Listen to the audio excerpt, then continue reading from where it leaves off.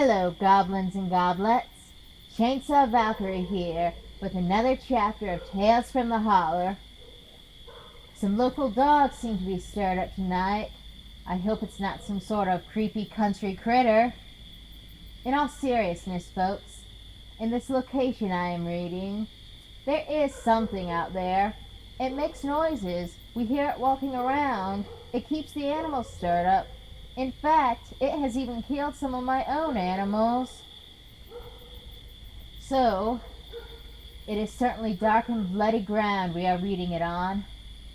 But tonight's story is about Murray the werewolf. And pay attention, this is an important story, my favorite in fact. There might be reoccurring characters, or perhaps there will be a character you've already met before. So listen up, for Murray gets furry. Murray gets furry and starts to grow hair 'neath the full autumn moon in the cold mountain air. His muscles, they bulge, they twist and contort, from the everyday kind to a more wolfy sort. He grows a long snout full of long pointy teeth, and razor-sharp claws on his hands and his feet. Then all of his bones, they shift and mutate, when Murray transforms to this lycanthrope state, filled with a lust to ravage and tear. Be it man, woman, child, he mauls without care. But he wasn't always this dark mountain beast, looking to kill and to murder and feast. Young Murray Talbot was once a sweet feller, till that black fateful night when the full moon turned yeller. Poor Murray, his life couldn't be any worse, since the night he had come to be placed under this curse. It happened one evening down in Razorback Holler, near the old Ferris place, in its vileness and squalor.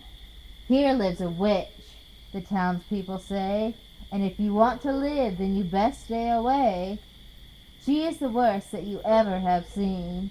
She once put a hex on Cletus McSween, the old granny wench which summoned the dead, on a night when the moon turned an ominous red. She conjured the dead to feast on the living, and feast they sure did, like a ghoulish Thanksgiving. Everyone knew to avoid her abode, and stay out of her woods and the land that she trode. But Murray one night, with his dog he called Tappy, was out hunting coons, and boy were they happy. Murray and dog, with his old hunting rifle, stalked through the woods with an urge he'd not stifle. But chasing their prey through the thickets and brambles of these cursed woods was a dangerous gamble. If a witchy old hag in the woods thereabout knew they were here, she would kill them, no doubt. But Murray was bold, and he just didn't care. No demented old harpy could give him a scare. Onward they skulked through a grove of pine trees, till they came to a shack that made their blood freeze. The cabin itself was bedecked with old bones, and he knew that this must be the house of the crone. Old Granny Ferris crept out her front door, her hands wet and slimy, clutching some kind of gore. Murray knew then that he'd made a mistake, for she staggered toward him with a bone-clicking gait. She said that she knew he was Jed Talbot's boy, and she said that he'd come to harass and annoy.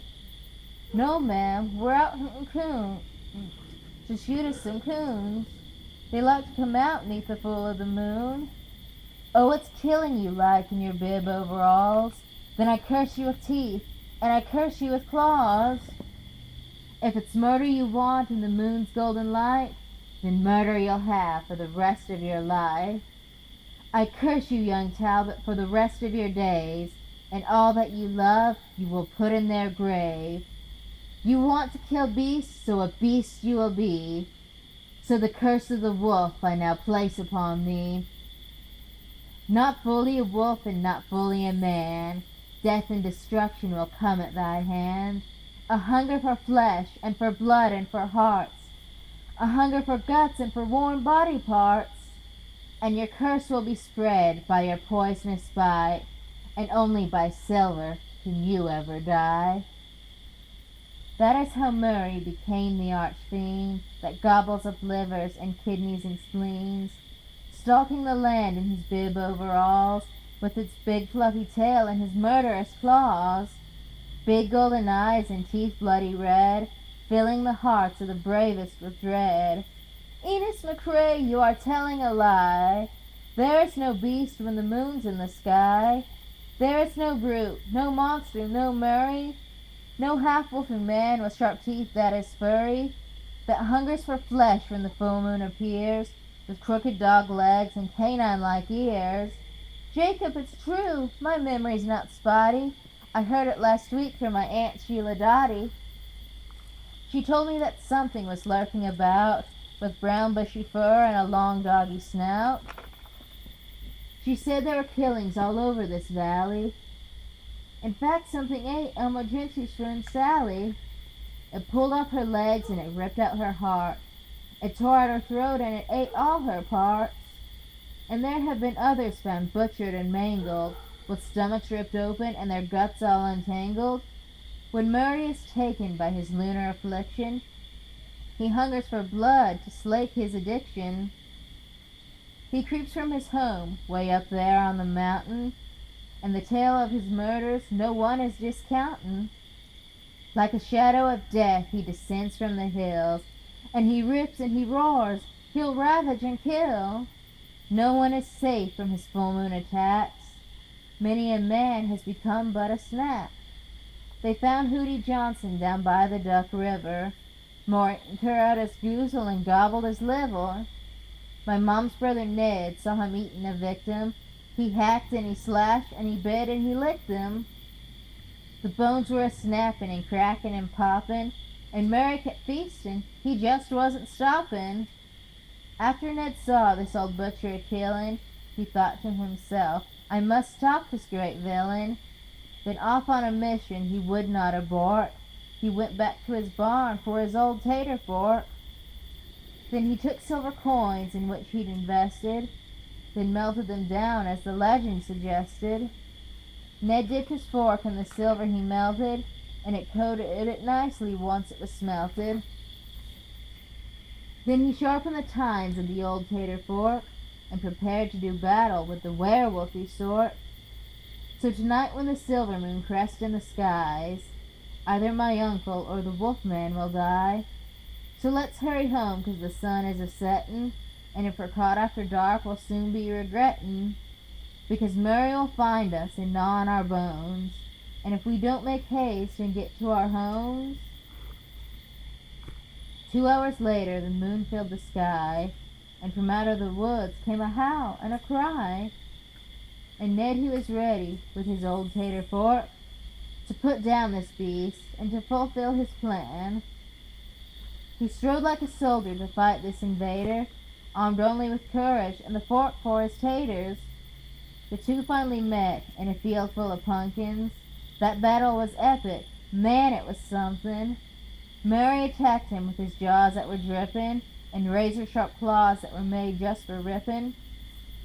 The slavering beast snapped at Ned's tender throat, but only found purchase on the nape of his coat. Ned quickly sidestepped and turned like a blur, stabbing his fork deep in old Murray's fur. The lycanthrope howled, he thrashed and he squirmed. The wound from the silver was painful, it burned. Then pulling the fork from his fur-covered side, Murray let out a ghastly blood-curdled cry. Then wobbling unsteady on his crooked dog feet, he ran for the woods in a hasty retreat. Then Murray slunk back to his mountain abode, to live or to die, none of us know. We haven't seen Murray in more than a year, but every full moon we live with the fear that somewhere up yonder on his high mountain perch, his hunger is growing, and for blood he's athirst. So if you come to visit in old Appalachia, and you're out in the woods and hear something come at ya, or you hear a howl sounding faint on the wind, it might just be Murray. It might be a wren. Thank you for listening. Don't forget to follow us on Facebook and on YouTube. Stay creepy.